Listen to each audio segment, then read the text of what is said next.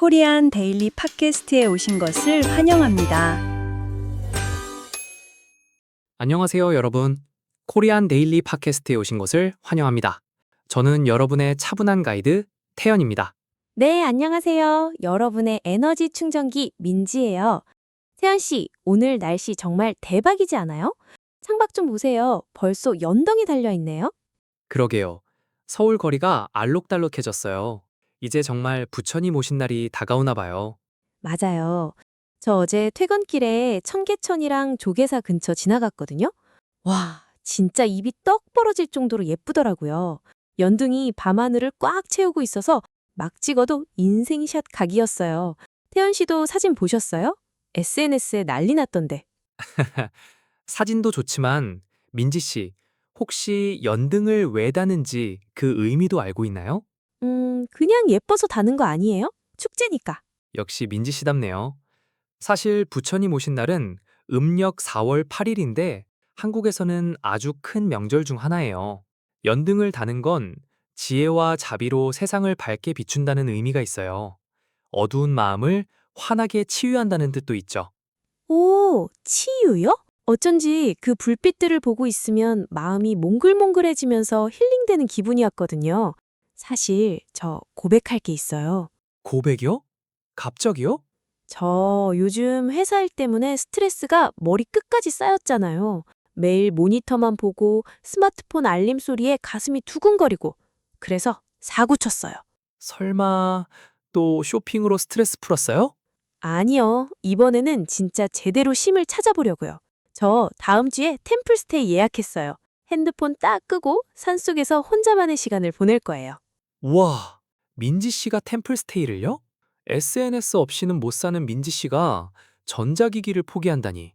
이거 정말 놀라운 소식인데요? 맞아요. 사실 요즘 제 친구들도 갓생 사느라 너무 바쁘거든요. 그래서 다들 주말엔 도심을 벗어나서 조용히 쉬고 싶어 하더라고요. 그 마음 이해해요. 그런데 민지 씨, 템플스테이가 단순히 잠만 자고 오는 게 아니라는 거 알고 계시죠? 네? 그냥 예쁜 옷 입고 산책하면서 힐링하는 거 아니에요? 또 다른 게 있나요?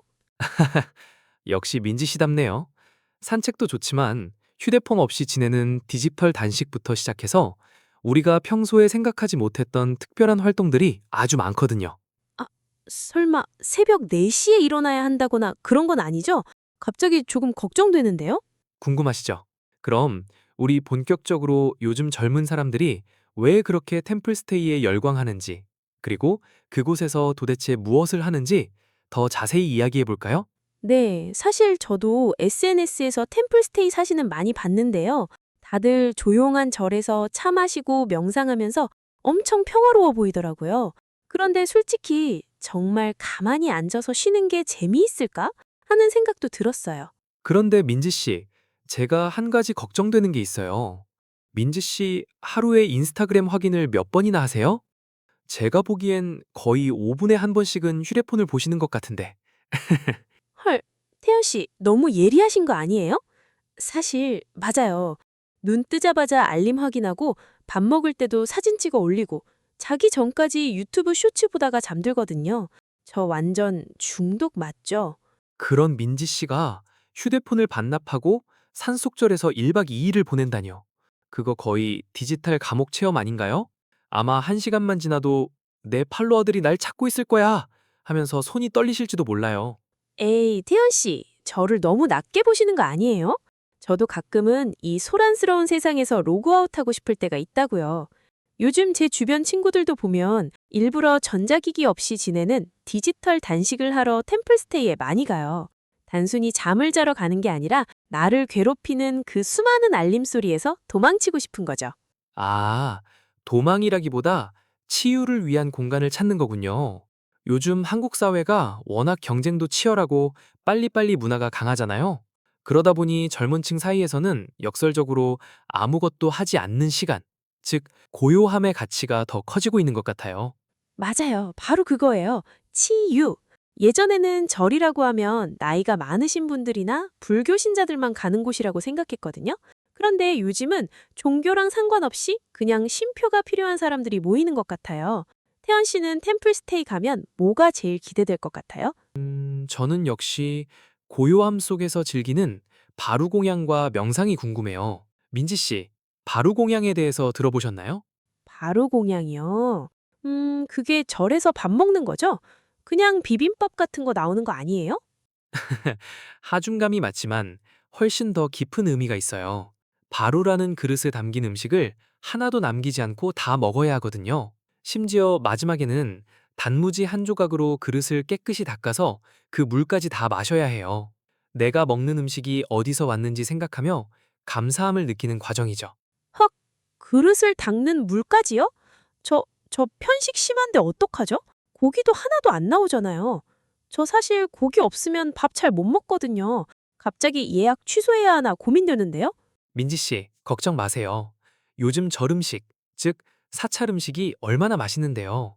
자극적이지 않으면서도 재료 본연의 맛을 살려서 먹고 나면 몸이 정말 가벼워지는 기분이 들 거예요. 스트레스 해소에는 건강한 음식만큼 좋은 게 없으니까요. 그렇겠죠.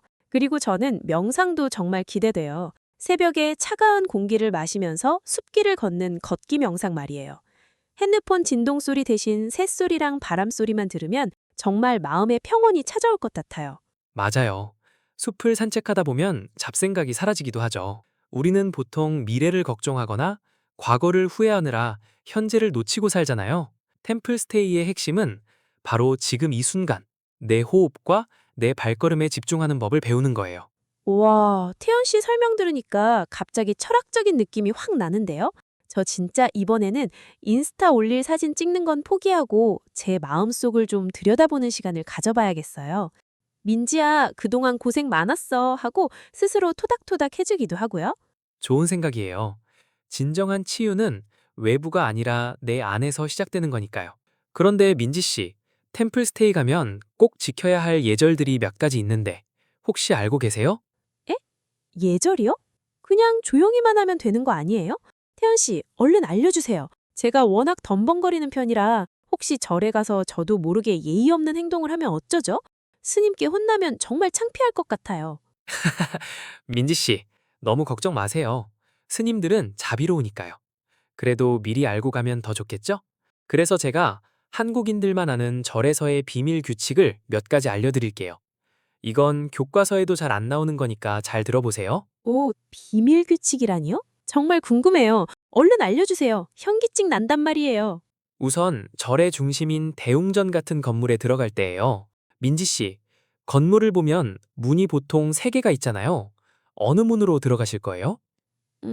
당연히 가운데 문이 제일 크니까 거기로 당당하게 들어가지 않을까요? 사진 찍기에도 정중앙이 제일 예쁘고요. 땡! 틀렸습니다. 그게 바로 첫 번째 팁이에요. 건물의 가운데 문은 어간이라고 해서 부처님이나 스님들만 다니시는 길이에요. 우리 같은 일반 방문객들은 반드시 양옆에 있는 측문, 즉 쪽문으로 들어가야 해요. 헉, 정말요? 가운데 문으로 들어가면 안 되는 거였군요. 하마터면 큰일 날 뻔했네요. 그렇죠. 그리고 들어갈 때도 발을 잘 보셔야 해요. 문턱, 그러니까 문 아래 툭 튀어나온 나무 부분을 밟으면 안 돼요. 그건 부처님의 어깨를 밟는 것과 같다고 해서 조심스럽게 넘어서 들어가야 하거든요. 신발도 벗을 때 대충 던져두지 말고 나갈 때 신기 편하게 건물 쪽을 향해서 예쁘게 돌려놓는 게 예의예요. 와, 정말 세심하네요. 겸손이 몸에 배어 있어야겠어요. 그런데 태연 씨, 템플스테이 가면 입는 그 회색 옷 있잖아요. 엄청 크고 흘렁한 거. 그거 꼭 입어야 해요? 솔직히 제 스타일은 아니거든요. 그건 수련복이라고 해요. 민지 씨 눈에는 그냥 회색 잠옷처럼 보일지 몰라도 거기에는 깊은 뜻이 담겨 있어요. 일단 왜 회색일까요? 때가 잘 안 타서? 아니면 절 분위기랑 잘 어울려서요. 그것도 맞지만 가장 큰 이유는 평등이에요. 사회에서 어떤 비싼 옷을 입었든 어떤 브랜드 가방을 들었든 절에 오면 모두가 똑같은 옷을 입고 수행에 집중하자는 의미죠. 그리고 무엇보다 활동성 때문이에요. 민지 씨, 절에 가면 절을 정말 많이 해야 하거든요? 아, 맞다. 108배 같은 거요. 맞아요. 꽉 끼는 청바지 입고 108배를 한다고 생각해 보세요. 아마 무릎이 나만하지 않을걸요? 수련복이 그렇게 헐렁한 건 몸을 조이지 않고 편하게 움직이면서 동시에 내 몸의 움직임에만 집중하라는 배려인 셈이죠. 아, 듣고 보니 정말 실용적이네요. 비록 패션은 포기해야 하지만 내 마음의 편안함을 위해서라면 기꺼이 입어야겠어요. 아, 그리고 절 안에서는 계속 조용히 해야 하죠? 저 말하는 거 정말 좋아하는데 큰일이에요. 맞아요. 정숙은 기본이죠. 특히 다른 분들이 명상을 하거나 기도 중일 때는 발소리도 죽여서 살금살금 걸어야 해요. 그리고 스님을 만나면 가슴 앞에 두 손을 모으는 합장을 하며 인사하는 것도 잊지 마시고요. 합장. 네, 기억할게요. 쪽문으로 다니기, 문턱 밟지 않기, 그리고 회색 수련복에 감사하기. 이 정도면 저도 개념 있는 템플스테이 체험객이 될 수 있겠죠? 그럼요. 민지 씨 정도면 완벽해요. 그런데 사실 템플스테이에서 가장 넘기 힘든 고비는 따로 있답니다. 네? 또 뭐가 있어요? 설마 귀신이라도 나오나요? 아니요. 귀신보다 더 무서운 게 기다리고 있죠. 바로 민지 씨의 다리와 배예요. 태연 씨, 그게 무슨 뜻이에요? 설마 배고픔과 다리 저림을 말씀하시는 건가요? 빙고! 정확해요, 민지 씨. 템플스테이의 꽃은 새벽 예불과 참선인데 이게 생각보다 체력 소모가 엄청나거든요. 특히 명상할 때 가부좌를 틀고 가만히 앉아 있어야 하잖아요. 헐, 저 벌써 걱정돼요. 저 진짜 몸이 뻣뻣하거든요? 지난번에 스트레칭 하려다가 비명 지를 뻔했다니까요? 5분만 지나면 다리에 전기가 오는 거 아니에요? 막 찌릿찌릿하면서요. 맞아요. 처음에는 마음을 비우려고 눈을 감았는데 10분만 지나면 머릿속에 내 다리 살려줘! 라는 생각밖에 안 들 거예요. 옆에 계신 분들은 다 평온해 보이는데 나만 혼자 다리를 바들바들 떨고 있으면 정말 현타가 오기도 하죠. 아, 생각만 해도 웃겨요. 스님은 자, 숨을 깊이 들이마시세요 하시는데 저는 속으로 스님, 제발 저 좀 일으켜 주세요 라고 빌고 있을 것 같아요. 이거 완전 웃픈 상황 아니에요? 그게 끝이 아니에요. 더 큰 시련은 바로 배꼽시계죠. 저녁 식사를 절에선 아주 일찍 하고 가볍게 하거든요. 맞아요. 그게 제일 문제예요. 태연 씨도 아시다시피 저 완전 고기 러버잖아요. 삼겹살, 치킨 없이는 인생의 의미를 못 찾는 사람인데 사찰 음식은 고기가 아예 안 나오잖아요. 그렇죠. 콩고기나 버섯 요리가 나오긴 하지만 민지 씨가 좋아하는 그 기름진 맛은 찾기 힘들 거예요. 아마 밤 9시쯤 되면 산속의 고요함 사이로 민지 씨 배에서 꼬르륵 소리가 천둥처럼 울릴지도 몰라요. 어쩌죠? 밤에 별 보면서 명상하다가 갑자기 하늘에 양념치킨이 둥둥 떠다니는 환상이 보이면 어떡해요? 스님께 혹시 여기 배달되나요? 라고 물어볼 뻔하는 거 아니냐고요. 민지 씨 정말 솔직하시네요. 근데 그런 게 바로 인간적인 거예요. 우리가 완벽한 신선이 아니잖아요. 템플스테이는 난 이제 고기를 끊을 거다 라고 결심하는 곳이 아니라 아, 내가 이렇게나 세속적인 욕망이 많았구나 라고 웃으면서 인정하는 과정이기도 하거든요. 오, 태연 씨 말씀 들으니까 마음이 좀 가벼워졌어요. 맞아요. 제가 무슨 성인군자도 아니고. 다리 좀 저리고 치킨 좀 생각나면 어때요? 그런 제 모습조차 귀엽게 봐주는 게 진짜 치유 아닐까요? 바로 그거예요. 그런 마음으로 가신다면 민지 씨는 이번 템플스테이에서 누구보다 큰 깨달음을 얻고 오실 거예요. 물론 내려오자마자 치킨집으로 달려가실 것 같긴 하지만요. 들켰나요? 그래도 절에 있는 동안만큼은 정성껏 만든 나물 반찬이랑 밥을 감사히 먹어보려고요. 몸도 마음도 청소하는 기분으로요. 네. 한국 사람들은 종교가 없어도 절에 가고 싶다 하는 말을 참 자주 하잖아요. 실제로 한국인의 반만 이상이 무교라고 하지만 주말만 되면 산에 있는 절은 사람들로 북적거려요. 맞아요. 제 친구들도 그래요. 나 불교 아닌데 왠지 절에 가면 마음이 편안해진다고 하더라고요. 태연 씨, 왜 유독 우리나라 사람들은 종교와 상관없이 절을 친근하게 느끼는 걸까요? 제가 생각하기엔 불교가 단순한 종교를 넘어서 한국인의 미의식과 철학 속에 깊이 박혀 있기 때문인 것 같아요. 민지 씨, 절에 가면 가장 눈에 띄는 게 뭐예요? 저는 그 화려한 지붕 색깔요. 초록색, 빨강색, 노랑색이 섞인 그 복잡한 문양들이요. 맞다. 그거 이름이 단청이라고 하던가요?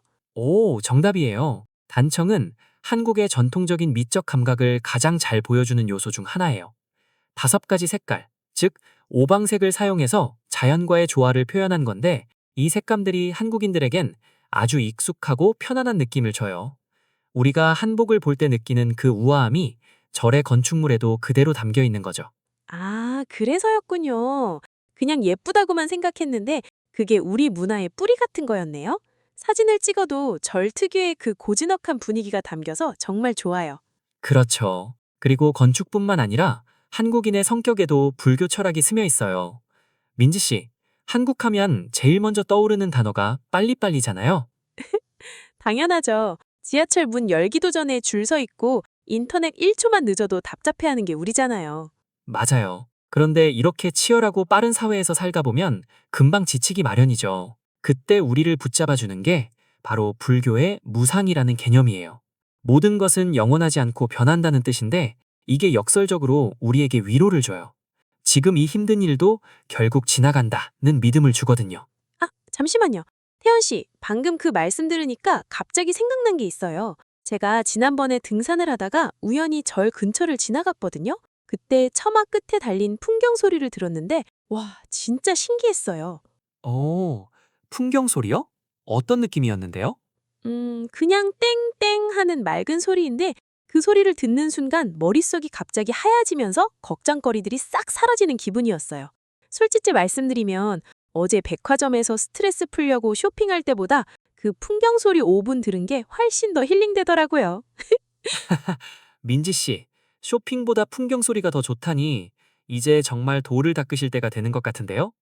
쇼핑의 기쁨은 무상하다는 걸 몸소 깨달으셨군요. 에이, 장난치지 마시고요. 근데 진짜예요. 쇼핑은 사고 나면 잠깐 기쁘지만 절에서 느끼는 그 고요함은 뭔가 마음 밑바닥부터 채워지는 기분이 들거든요. 그게 바로 많은 한국인이 절을 찾는 이유일 거예요. 굳이 불경을 외우지 않아도 산사 특유의 분위기와 소리들이 우리 삶의 균형을 맞춰주는 거죠. 빨리빨리 달리는 우리에게 잠시 멈춰도 괜찮다고 속삭여주는 것 같달까요? 와, 태연 씨, 오늘 말씀하시는 게 거의 스님급인데요? 덕분에 왜 제가 템플스테이에 끌렸는지 확실히 알게 됐어요. 단순한 여행이 아니라 제 안에 한국적인 감성을 찾는 과정이었네요. 맞아요, 민지 씨. 우리는 가끔 앞만 보고 달리느라 정작 내 마음이 어떤 상태인지 돌보는 법을 잊고 살잖아요. 5월의 따뜻한 햇살 아래서 연등 소리를 들으며 나를 되돌아보는 것. 그게 바로 우리가 찾던 정말한 치유가 아닐까요? 와, 말씀이 정말 감동이에요. 태연 씨, 그래서 말인데 이번 주말에 저랑 같이 템플스테이 가실래요? 혼자 가면 명상하다가 다리 저릴 때 옆에서 잡아줄 사람이 필요할 것 같아서요. 좋아요. 저도 마침 고요한 산사에서 차 한 잔 마시고 싶었거든요. 같이 가요, 민지 씨. 대신 조건이 하나 있어요. 조건이요? 뭔데요? 다 들어드릴게요. 절에 도착하는 순간부터 휴대폰은 꼭 반납하기. 그리고 저한테 사진 1000장 찍어달라고 하기 금지입니다. 우리 이번만큼은 렌즈 속 세상 말고 진짜 우리 앞에 있는 풍경에만 집중해 보자고요. 아, 천장은 너무 했나요? 알겠어요. 딱 10장만 찍는 걸로 약속할게요. 좋습니다. 자, 여러분. 오늘 저희의 이야기를 어떻게 들으셨나요? 여러분만의 특별한 스트레스 해소법이나 혹은 템플스테이에 대한 추억이 있다면 댓글로 자유롭게 공유해 주세요. 맞아요. 여러분의 소중한 경험담이 정말 궁금해요. 저희 이야기가 도움이 되셨다면 코리안 데일리 팟캐스트 구독과 좋아요, 그리고 알림 설정까지 꼭 부탁드립니다. 오늘 하루도 고생 많으셨습니다. 부처님 오신 날의 연등처럼 여러분의 마음에도 밝고 평온한 빛이 가득하기를 바랍니다. 모두 성불하세요. 안녕히 계세요.